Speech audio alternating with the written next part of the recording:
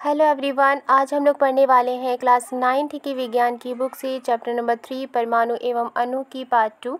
पिछले क्लास में हमने पार्ट 1 कंप्लीट कर लिया है। अगर आपने वो वीडियो नहीं देखी है तो आप प्ले लिस्ट में जाकर देख सकते हैं। तो चलिए शुरू करते हैं आज की क्लास। आज हम पढ़ने वाले हैं स्थिर अनुपात का नियम। और स्थिर अनुपात का नियम किसने बताया था? स्थिर अनुपात का नियम बताया था लवाइजे एवं जोसेफ एल प्राउस्ट ने। उन्होंने 2 नियम बताए थे, रासायनिक संयोजन के 2 नियम बताए थे। पहला था द्रव्यमान संरक्षण का नियम, जिसे हमने पिछली क्लास में पढ़ लिया है। आज हम पढ़ेंगे दूसरा नियम, स्थिर अनुपात का नियम।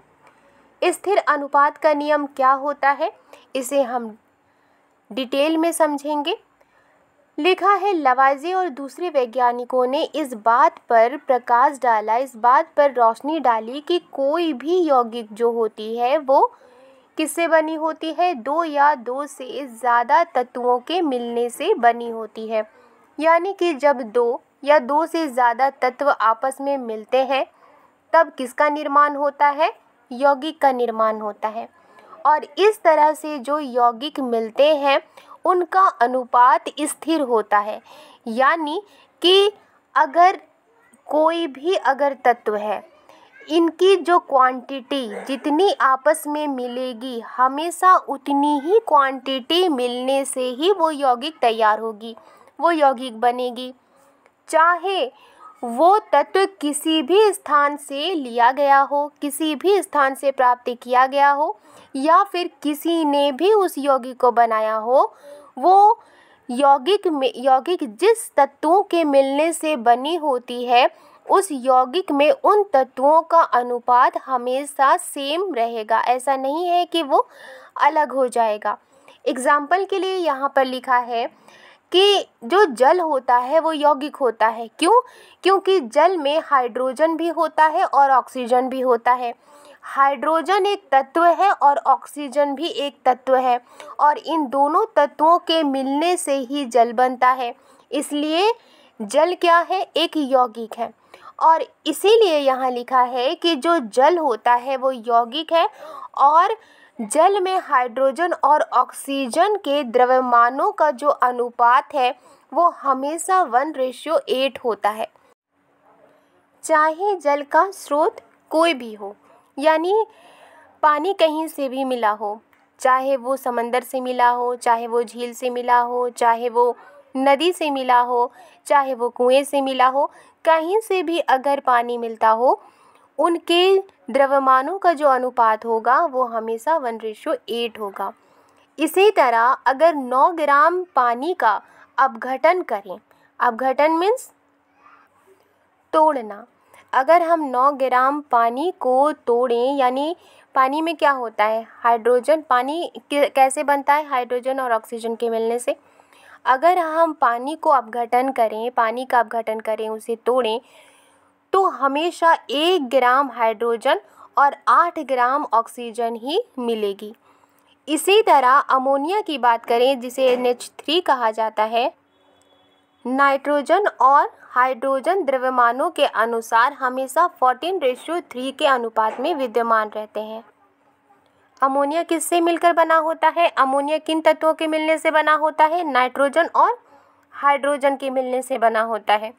अब जो अमोनिया होता है, चाहे वो किसी भी तरह से निर्मित हुई हो, किसी भी तरह से बनी हो, चाहे वो किसी भी स्रोत से ली गई हो, उनके द्रव्यमानों के अनुसार हमेशा उनका द्रव्यमान कितना होगा? 14:3 के अनुपात में ही विद्यमान रहते हैं।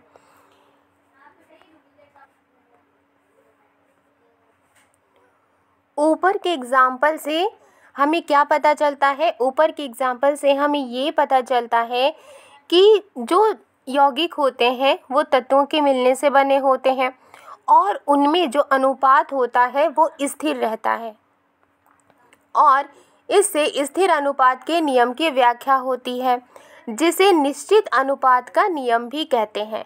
प्राउस्ट ने इस नियम को, यानी स्थिर अनुपात के नियम को, जिसे निश्चित अनुपात का नियम भी कहते हैं, उस नियम को इस तरह से व्यक्त किया है, किसी भी यौगिक में तत्व सदैव एक निश्चित द्रव्यमानों के अनुपात में विद्यमान होते हैं। यानी कोई भी यौगिक हो, उनमें जो तत्व होता है यानी जिन तत्वों से वो मिलकर बने होते हैं, वो तत्व हमेशा एक निश्चित द्रव्यमानों के अनुपात में विद्यमान होते हैं। ऐसा नहीं है कि उनका द्रव्यमान अलग होगा। जिस तरह से हमने अमोनिया, पानी और अमोनिया का एग्जाम्पल लिया, इससे हमें ये पता चलता है कि जो भी यौगिक होगा वो जिस भी तत्व से बना होगा, उनका जो अनुपात होगा वो स्थिर होगा। यहाँ जॉन डाल्टन के बारे में लिखा है। जॉन डाल्टन का जन्म हुआ था 1766 को और इंग्लैंड के एक गरीब जुलाहा परिवार में हुआ था। जब उनकी उम्र 12 साल की थी तो 12 साल की उम्र में उन्होंने एक शिक्षक के रूप में, यानी कि वो एक टीचर बन गए थे और टीचर बनकर वो अपनी जीविका उन्होंने शुरू की।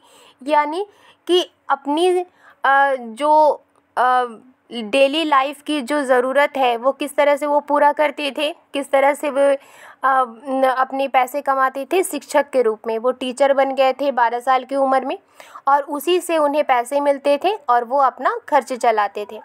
7 साल के बाद वो एक स्कूल के प्रिंसिपल बन जाते हैं। सन 1793 में यानी कि 1793 में जॉन डाल्टन एक कॉलेज में गणित यानी मैथ, भौतिकी यानी कि फिजिक्स और रसायन शास्त्र यानी कि केमिस्ट्री पढ़ाने के लिए मैनचेस्टर चले गए। वहाँ पर उन्होंने अपनी ज़िंदगी का ज़्यादातर जो वक्त था वो पढ़ाने में और शोध कार्य में व्यतीत किया। यानी कि वो हमेशा एक्सपेरिमेंट भी करते रहते थे, लैब में वो बहुत सारी एक्टिविटी करते थे और वो पढ़ाते भी थे और वो एक्सपेरिमेंट भी करते थे। सन 1808 को उन्होंने अपने परमाणु सिद्धांत को प्रस्तुत किया, जो द्रव्यों के अध्ययन के लिए एक महत्वपूर्ण सिद्धांत साबित हुआ।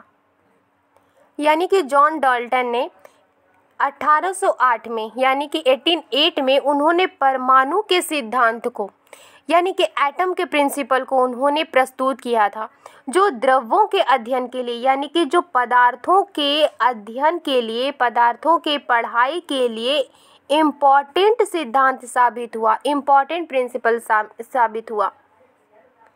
वैज्ञानिकों की अगली जो समस्या थी वो ये थी कि इन नियमों की उचित व्याख्या करना।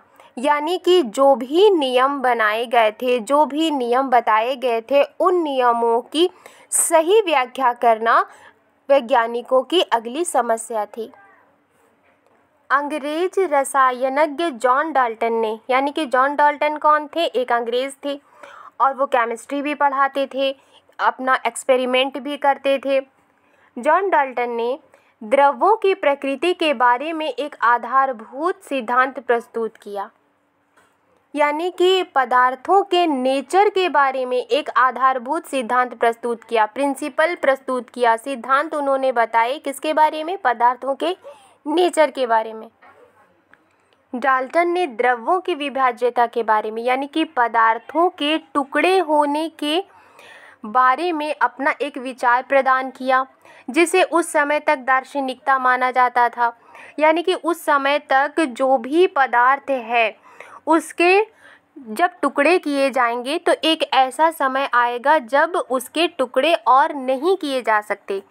ये जो विचार था ये कैसा माना जाता था? दार्शनिकता माना जाता था। यानी कि उस वक्त के दार्शनिक ये अपना विचार उन्होंने दिया था। डाल्टन कौन थे? एक वैज्ञानिक थे। उन्होंने भी द्रव्यों की विभाज्यता के बारे में अपना विचार प्रदान किया। यानी कि जो पदार्थ है वो कितने टुकड़े में बँट सकता है, क्या ये लगातार बढ़ सकता है? तो उन्होंने भी अपने विचार व्यक्त किए थे और उस विचार को उस वक्त दार्शनिकता माना जाता था। क्यों? क्योंकि उस विचार को पहले दार्शनिक ने व्यक्त किया था। ग्रीक दार्शनिकों के द्वारा द्रव्यों के सूक्ष्मतम अविभाज्यता ने जिसे परमाणु नाम दिया था। जो ग्रीक दार्शनिक थे उन्होंने क्या बताया था? उन्होंने ये बताया था कि अगर किसी भी पदार्थ को हम विभाजित करते चले जाएं तो एक सीमा ऐसी आएगी जब उसे विभाजित करना पॉसिबल नहीं होगा, जब उसे आगे और टुकड़े में बांटना पॉसिबल नहीं होगा। तो वो कण जो हमें मिलता है, वो कण जिसे हम विभाजित नहीं कर सकते हैं, उसे उन्होंने क्या नाम दिया था? परमाणु नाम दिया था। और डाल्टन ने भी उसे परमाणु नाम दिया। परमाणु हिंदी वर्ड है, लेकिन डाल्टन ने उसका नाम क्या दिया था? एटम। परमाणु को ही क्या कहा जाता है? एटम कहा जाता है। तो डाल्टन ने भी कहा कि इसका नाम क्या है? एटम है। जो ग्रीक दार्शनिक थे उन्होंने भी इसे एटम कहा था। जो भारत के जो दार्शनिक थे उन्होंने परमाणु नाम दिया था, लेकिन जो ग्रीक जो दार्शनिक थे उन्होंने एटम नाम दिया था, और डाल्टन ने भी उसे एटम नाम दिया। और एटम को हिंदी में क्या कहा जाता है? परमाणु कहा जाता है। डाल्टन ने जो अपने विचार व्यक्त किए थे, उन्होंने किस सिद्धांत पर उनका ये नियम था? किस सिद्धांत पर उनका ये विचार था? डाल्टन का जो ये विचार था, वो ये सिद्धांत, डाल्टन का सिद्धांत रासायनिक संयोजन के नियमों पर आधारित था, जो हमने पहले पढ़ लिया है। 2 नियम हमने पढ़े हैं ऊपर में। पहला नियम क्या था? द्रव्यमान संरक्षण का नियम, और दूसरा क्या था? दूसरा था स्थिर अनुपात का नियम। इन्हीं नियमों पर डाल्टन का ये सिद्धांत आधारित था। डाल्टन के परमाणु सिद्धांत ने द्रव्यमान के संरक्षण के नियम एवं निश्चित अनुपात के नियम की युक्तिसंगत व्याख्या की।